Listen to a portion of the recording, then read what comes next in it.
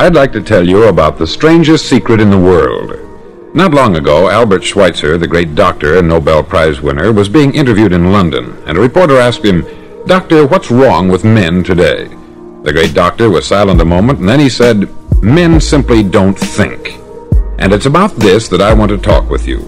We live today in a golden age. This is an era that man has looked forward, dreamed of, and worked toward for thousands of years. But since it's here, we pretty well take it for granted. We in America are particularly fortunate to live in the richest land that ever existed on the face of the earth, a land of abundant opportunity for everyone. But do you know what happens? Let's take 100 men who start even at the age of 25. Do you have any idea what will happen to those men by the time they're 65? These 100 men who all start even at the age of 25 believe they're going to be successful. If you asked any one of these men if he wanted to be a success, he'd tell you that he did. And you'd notice that he was eager toward life, that there was a certain sparkle to his eye, an erectness to his carriage, and life seemed like a pretty interesting adventure to him. But by the time they're 65, 1 will be rich, 4 will be financially independent, 5 will still be working, 54 will be broke. Now think a moment. Out of the 100, only 5 make the grade. Why do so many fail?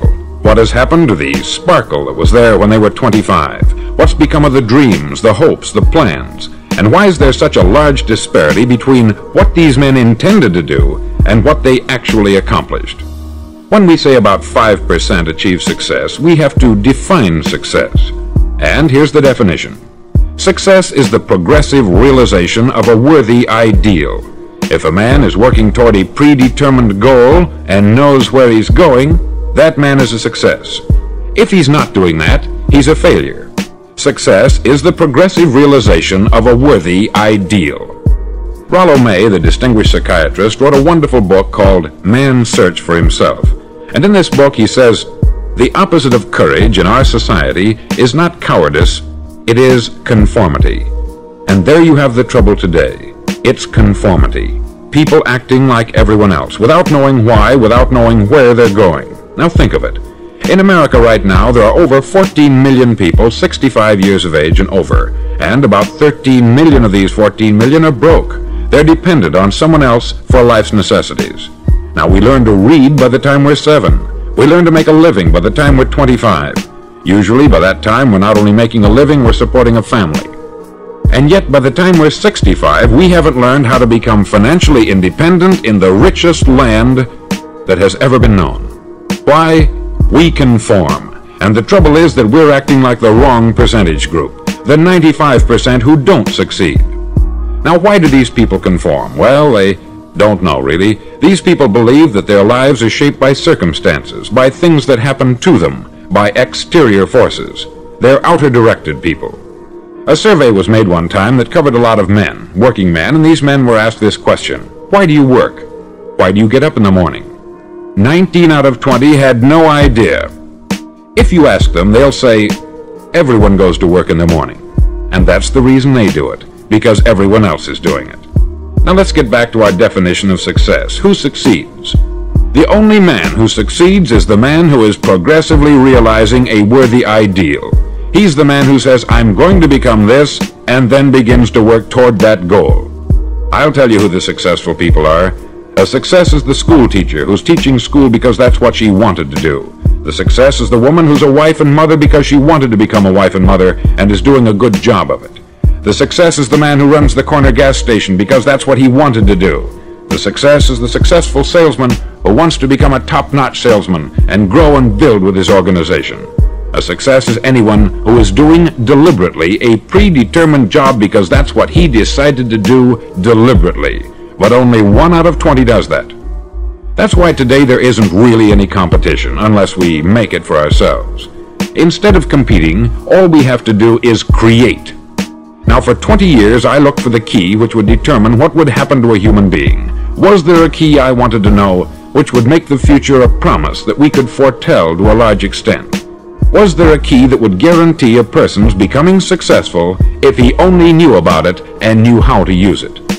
Well, there is such a key, and I've found it. Have you ever wondered why so many men work so hard and honestly without ever achieving anything in particular, and others don't seem to work hard and yet seem to get everything? They have the magic touch. You've heard them say that about someone. Everything he touches turns to gold. And have you ever noticed that a man who becomes successful tends to continue to become successful, and on the other hand, have you noticed how a man who is a failure tends to continue to fail? It's because of goals. Some of us have them, some don't. People with goals succeed because they know where they're going. Now think of a ship leaving a harbor, and think of it with the complete voyage mapped out and planned. The captain and crew know exactly where it's going and how long it will take. It has a definite goal. 9,999 times out of 10,000 it will get to where it started out to get. Now let's take another ship, just like the first, only let's not put a crew on it, or a captain at the helm. Let's give it no aiming point, no goal, no destination. We just start the engines and let it go. I think you'll agree with me that if it gets out of the harbor at all, it will either sink or wind up on some deserted beach a derelict. It can't go any place because it has no destination and no guidance. It's the same with a human being. Take the salesman, for example. There is no other person in the world today with the future of a good salesman. Selling is the world's highest paid profession, if we're good at it and if we know where we're going. Every company needs top-notch salesmen, and they reward those men. The sky is the limit for them. But how many can you find? Someone once said, the human race is fixed, not to prevent the strong from winning, but to prevent the weak from losing. The American economy today can be likened to a convoy in time of war. The entire economy is slowed down to protect its weakest link, just as the convoy had to go at the speed that would permit its slowest vessel to remain in formation. That's why it's so easy to make a living today. It takes no particular brains or talent to make a living and support a family today. So we have a plateau of so-called security, if that's what a person's looking for. But we do have to decide how high above this plateau we want to aim for. Now let's get back to the strangest secret in the world, the story that I wanted to tell you today. Why do men with goals succeed in life and men without them fail? Well, let me tell you something which, if you really understand it, will alter your life immediately. If you understand completely what I'm going to tell you from this moment on, your life will never be the same again. You'll suddenly find that good luck just seems to be attracted to you. The things you want just seem to fall in line. And from now on, you won't have the problems, the worries, the gnawing lump of anxiety that perhaps you've experienced before. Doubt, fear, well, they'll be things of the past. Here's the key to success, and the key to failure. We become what we think about. Now let me say that again. We become what we think about. Throughout all history, the great wise men and teachers, philosophers and prophets have disagreed with one another on many different things. It is only on this one point that they are in complete and unanimous agreement. Listen to what Marcus Aurelius, the great Roman emperor, said. He said, "A man's life is what his thoughts make of it." Disraeli said this, "Everything comes if a man will only wait. I have brought myself by long meditation to the conviction that a human being with a settled purpose must accomplish it, and that nothing can resist a will that will stake even existence for its fulfillment." Ralph Waldo Emerson said this, "A man is what he thinks about all day long." William James said, "The greatest discovery of my generation is that human beings can alter their lives by altering their attitudes of mind." And he also said, "We need only in cold blood act as if the thing in question were real, and it will become infallibly real by growing into such a connection with our life that it will become real. It will become so knit with habit and emotion that our interest in it will be those which characterize belief." He also said this, "You will be learned. If you wish to be good, you will be good. Only you must then," briefly and simply stated, is that if you think in negative terms, you'll get negative results. If you think in positive terms, you will achieve positive results. That is the simple fact which is at the basis of an astonishing law of prosperity and success. In 3 words, believe and succeed. William Shakespeare put it this way, "Our doubts are traitors, and make us lose the good we oft might win by fearing to attempt." George Bernard Shaw said, "People are always blaming their circumstances for what they are. I don't believe in circumstances. The people who get on in this world are the people who get up and look for the circumstances they want, and if they can't find them, make them. Well, it's pretty apparent, isn't it? And every person who discovered this for a while believed that he was the first one to work it out. We become what we think about. Now, it stands to reason that a person who's thinking about a concrete and worthwhile goal is going to reach it, because that's what he's thinking about. And we become what we think about. Conversely, the man who has no goal, who doesn't know where he's going, and whose thoughts must therefore be thoughts of confusion and anxiety and fear and worry, becomes what he thinks about. His life becomes one of frustration, fear, anxiety, and worry. And if he thinks about nothing, he becomes nothing. Now, how does it work? Why do we become what we think about? Well, I'll tell you how it works as far as we know. Now, to do this, I want to tell you about a situation that parallels the human mind. Suppose a farmer has some land, and it's good, fertile land. Now, the land gives the farmer a choice. He may plant in that land whatever he chooses. The land doesn't care. It's up to the farmer to make the decision. Now, remember, we're comparing the human mind with the land, because the mind, like the land, doesn't care what you plant in it. It will return what you plant, but it doesn't care what you plant. Now, let's say that the farmer has two seeds in his hand. One is a seed of corn, the other is nightshade, a deadly poison. He digs two little holes in the earth and he plants both seeds, one corn, the other nightshade. He covers up the holes, waters, and takes care of the land, and what will happen? Invariably, the land will return what is planted. As it's written in the Bible, as ye sow, so shall ye reap. Remember, the land doesn't care. It will return poison in just as wonderful abundance as it will corn. So up come the two plants, one corn, one poison. Now, the human mind is far more fertile, far more incredible and mysterious than the land, but it works the same way. It doesn't care what we plant. Success, failure. A concrete worthwhile goal, or confusion, misunderstanding, fear, anxiety, and so on. But what we plant, it will return to us. You see, the human mind is the last great unexplored continent on the earth. It contains riches beyond our wildest dreams. It will return anything we want to plant. Now, you might say, well, if that's true, why don't people use their minds more? Well, I think they've figured out an answer to that too. Our mind comes as standard equipment at birth. It's free, and things that are given to us for nothing we place little value on. Things that we pay money for, we value. The paradox is that exactly the reverse is true.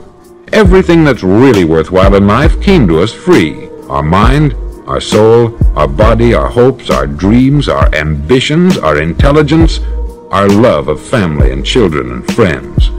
All these priceless possessions are free, but the things that cost us money are actually very cheap and can be replaced at any time. A good man can be completely wiped out and make another fortune. He can do that several times. Even if our home burns down, we can rebuild it, but the things we got for nothing, we can never replace.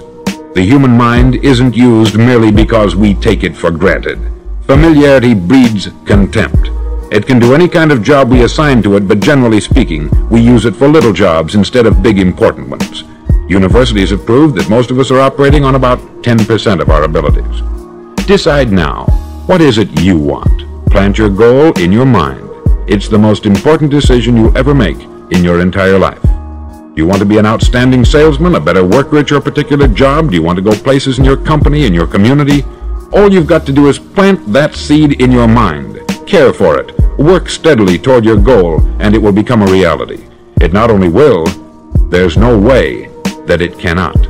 You see, that is a law, like the laws of Sir Isaac Newton, the laws of gravity. If you get on top of a building and jump off, you'll always go down. You'll never go up. And it's the same with all the other laws of nature. They always work. They're inflexible. Think about your goal in a relaxed, positive way.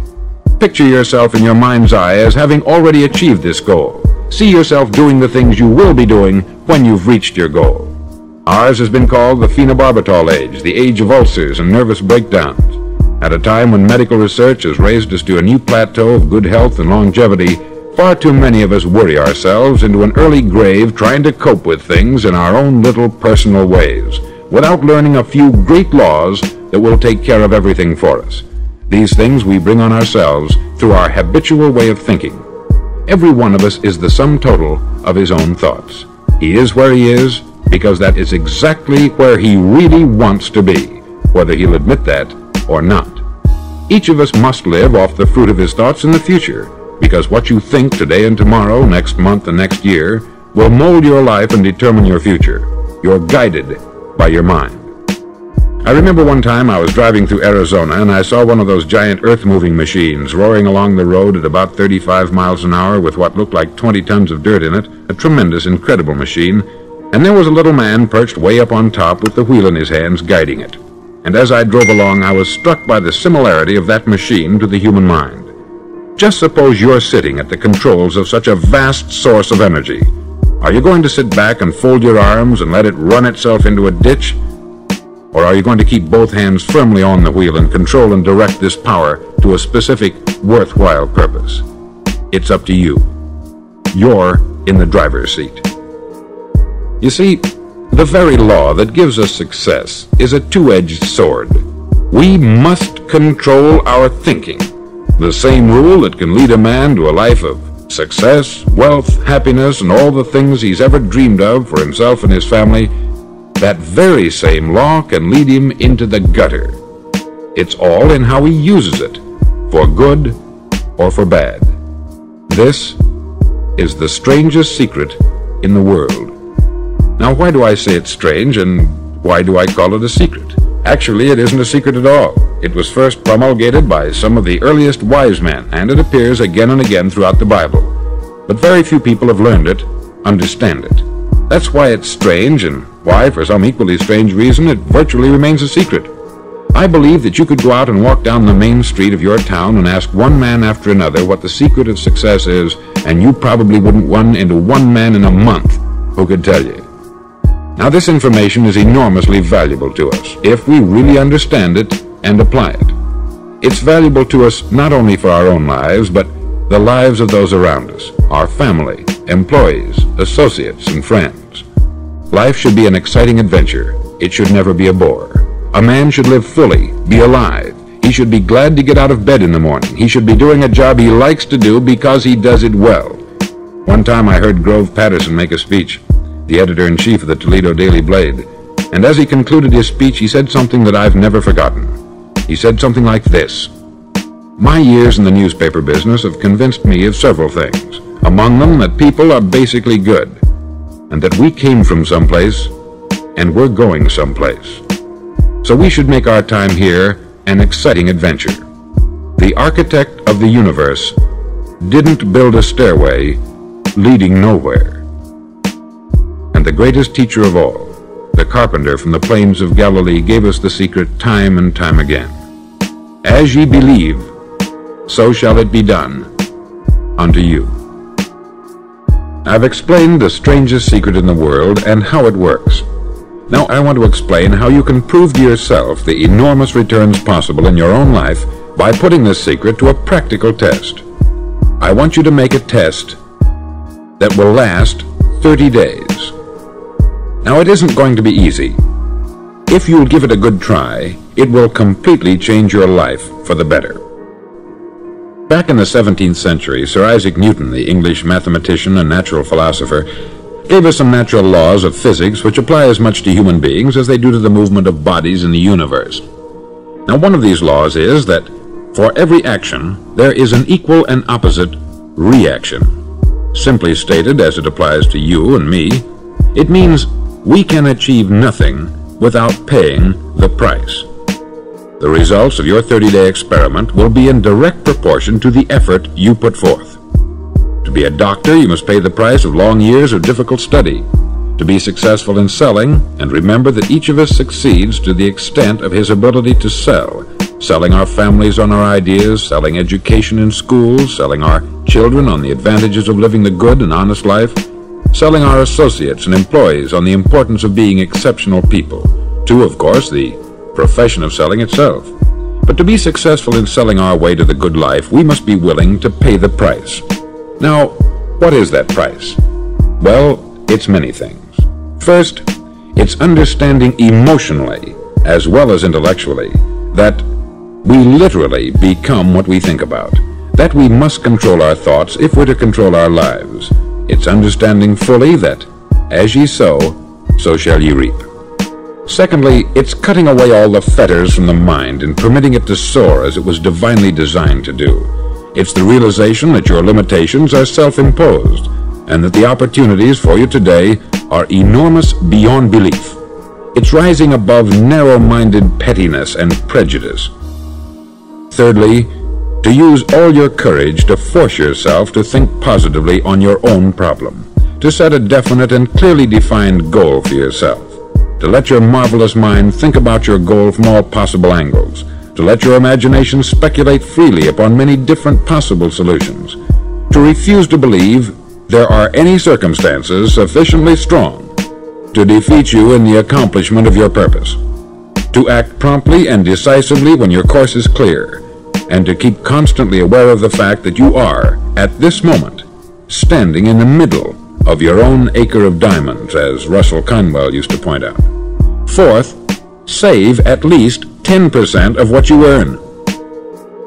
It's also remembering that no matter what your present job, it has enormous possibilities if you're willing to pay the price. Now let's just go over the important points in the price each of us must pay to achieve the wonderful life that can be ours. It is, of course, worth any price. 1. You will become what you think about. 2. Remember the word imagination. Let your mind soar. 3. Courage. Concentrate on your goal every day. 4. Save 10% of what you earn. And action. Ideas are worthless unless we act on them. Now I'll try to outline the 30-day test I want you to make. Now keep in mind that you have nothing to lose by making this test, and everything you could possibly want to gain. There are two things that may be said of everyone. Each of us wants something, and each of us is afraid of something. I want you to write on a card what it is you want more than anything else. It may be more money. Perhaps you'd like to double your income or make a specific amount of money. It may be a beautiful home. It may be success at your job. It may be a particular position in life. It could be a more harmonious family. Each of us wants something. Write down on your card specifically what it is that you want. Make sure it's a single goal and clearly defined. You needn't show it to anyone, but carry it with you so that you can look at it several times a day. Think about it in a cheerful, relaxed, positive way each morning when you get up, and immediately you have something to work for, something to get out of bed for, something to live for. Look at it every chance you get during the day and just before going to bed at night. As you look at it, remember that you must become what you think about, and since you're thinking about your goal, you realize that soon it will be yours. In fact, it's yours really the moment you write it down and begin to think about it. Look at the abundance all around you as you go about your daily business. You have as much right to this abundance as any other living creature. It's yours for the asking. Now we come to the difficult part. Difficult because it means the formation of what is probably a brand new habit, and new habits are not easily formed. Once formed, however, it'll follow you for the rest of your life. Stop thinking about what it is you fear. Each time a fearful or negative thought comes into your consciousness, replace it with a mental picture of your positive and worthwhile goal. There will come times when you will feel like giving up. It's easier for a human being to think negatively than positively. That's why only 5% is successful. You must begin now to place yourself in that group. For 30 days, you must take control of your mind. It will think only about what you permit it to think. Each day for this 30-day test, do more than you have to do. In addition to maintaining a cheerful, positive outlook, give of yourself more than you've ever done before. Do this knowing that your returns in life must be in direct proportion to what you give. The moment you decide on a goal to work toward, you're immediately a successful person. You're then in that rare and successful category of people who know where they're going. Out of every 100 people, you belong to the top 5. Don't concern yourself too much with how you're going to achieve your goal. Leave that completely to a power greater than yourself. All you have to do is know where you're going. The answers will come to you of their own accord. Remember these words from the Sermon on the Mount, and remember them well. Keep them constantly before you this month of your test. Ask, and it shall be given you. Seek, and ye shall find. Knock, and it shall be opened unto you. For every one that asketh receiveth, and he that seeketh findeth, and to him that knocketh it shall be opened. It's as marvelous and as simple as that. In fact, it's so simple that in our seemingly complicated world it's difficult for an adult to understand that all he needs is a purpose and faith. For 30 days, do your best. If you're a salesman, go at it as you've never done before, not in hectic fashion, but with the calm, cheerful assurance that time well spent will give you the abundance in return you deserve and want. No matter what your job, do it as you've never done it before for 30 days. And if you've kept your goal before you every day, you'll wonder and marvel at this new life you've found. Dorothea Brand, outstanding editor and writer, discovered it for herself and tells about it in her fine book, Wake Up and Live. Her entire philosophy is reduced to the words, act as though it were impossible to fail. She made her own test with sincerity and faith, and her entire life was changed to one of overwhelming success. Now you make your test for 30 full days. Don't start your test until you've made up your mind to stick with it. You see, by being persistent, you're demonstrating faith. Persistence is simply another word for faith. If you didn't have faith, you would never persist. If you should fail during your first 30 days, by that I mean suddenly find yourself overwhelmed by negative thoughts, you've got to start over again from that point and go 30 more days.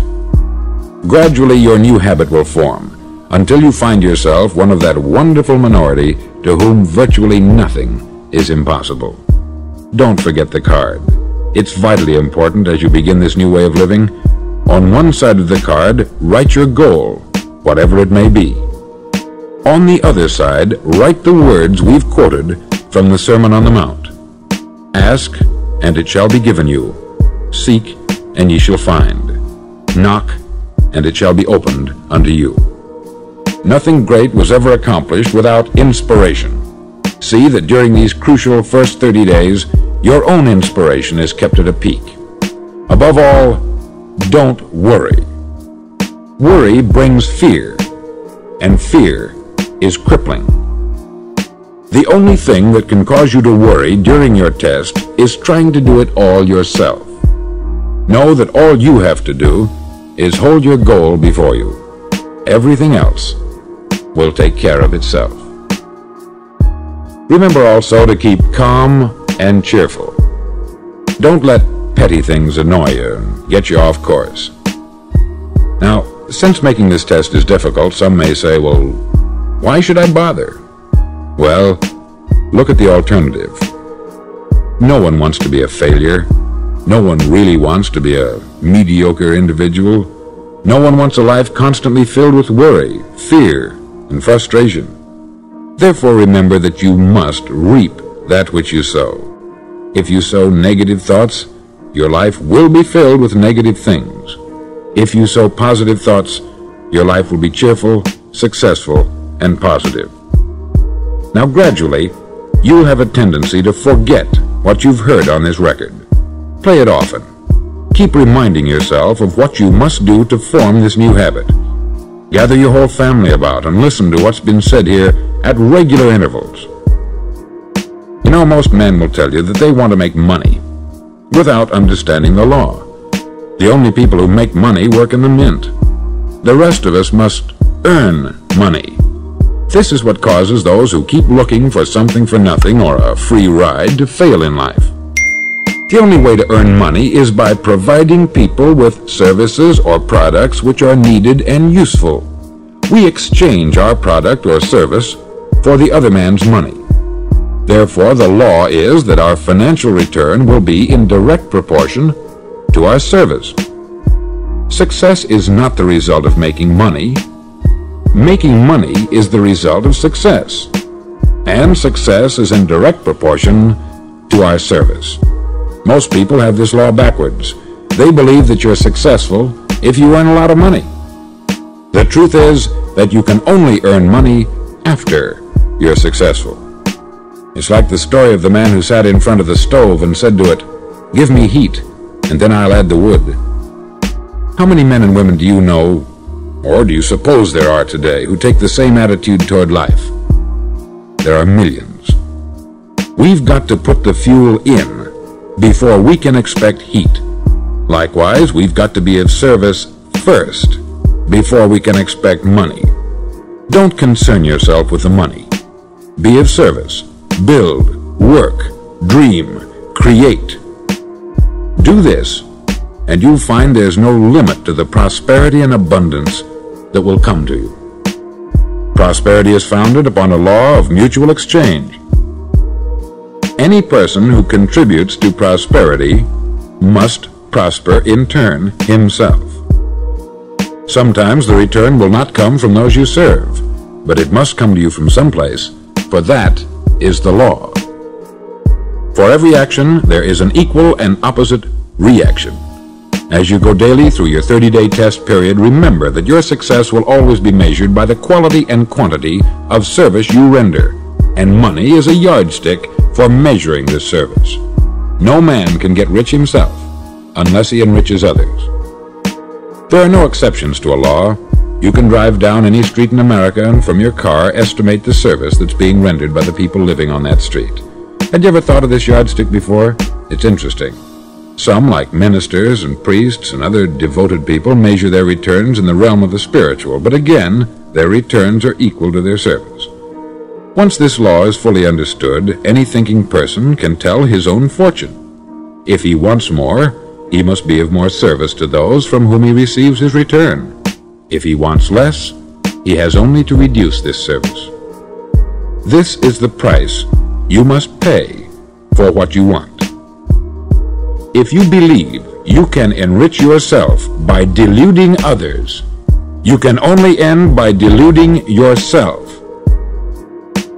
It may take some time, but just as surely as you breathe, you'll get back what you put out. Don't ever make the mistake of thinking you can avert this. It's impossible.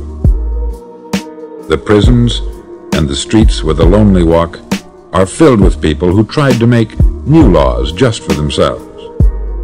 We may avoid the laws of man, but there are greater laws that cannot be broken. An outstanding medical doctor recently pointed out 6 steps that will help you realize success. 1. Set yourself a definite goal. 2. Quit running yourself down. 3. Stop thinking of all the reasons why you cannot be successful, and instead think of all the reasons why you can. 4. Trace your attitudes back through your childhood and try to discover where you first got the idea you couldn't be a success, if that's the way you've been thinking. 5. Change the image you have of yourself by writing out a description of the person you would like to be. And 6. Act the part of the successful person you have decided to become. The doctor who wrote those words is a noted West Coast psychiatrist, David Harold Fink, M.D. Do what all experts since the dawn of recorded history have told you you must do. Pay the price by becoming the person you want to become. It's not nearly as difficult as living unsuccessfully. Make your 30-day test. Then repeat it. Then repeat it again. Each time it will become more a part of you until you'll wonder how you could ever have lived any other way. Live this new way, and the floodgates of abundance will open and pour over you more riches than you may have dreamed existed. Money? Yes, lots of it. But what's more important, you'll have peace. You'll be in that wonderful minority who lead calm, cheerful, successful lives. Start today. You have nothing to lose, but you have a life to win.